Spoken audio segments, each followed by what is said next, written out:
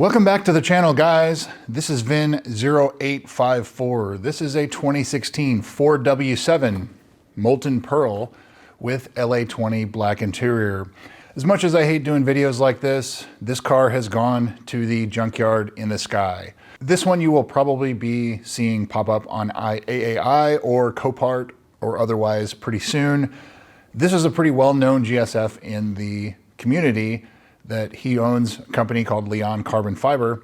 And so he makes a lot of parts for our cars, things like that. But basically, as I understand it, he was passing a car and was tapped by that car he was passing on the rear quarter, spun around, hit the barrier, and the rest is history. But as you can see from the photos, it's pretty severe damage, ripped the suspension off.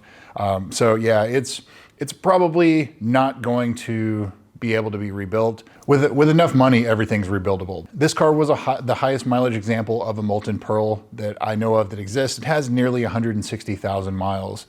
So from a clean retail price, this car is like a mid 30s, maybe even low 30s car.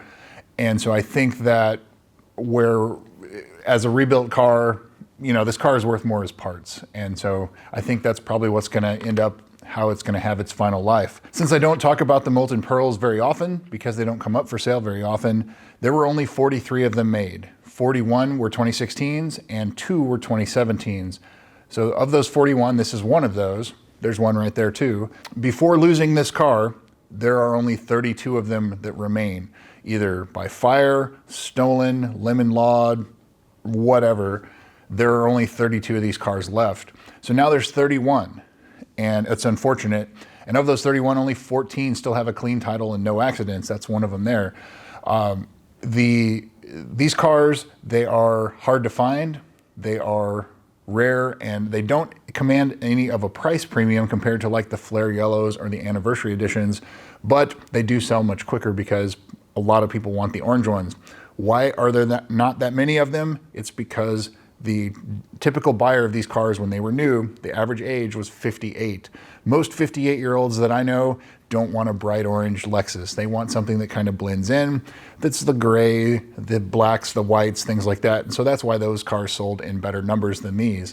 And so it's desirable now, but when they were new, not everybody wanted a bright orange Lexus. So anyway, I'm not gonna go on and ramble on any more than that, but kind of a short video today. 0854 will be joining the junkyard in the sky. So that's what I've got for you. It's unfortunate to see, but it is what it is. So hopefully the owner of this car ends up back in a GSF, but we'll see what happens there. So I'm keeping my eyes open for a lot of these cars for a lot of people right now, and there's a lot of them popping up for sale. So hopefully we can get some good ones out of that and you guys can get back into a GSF.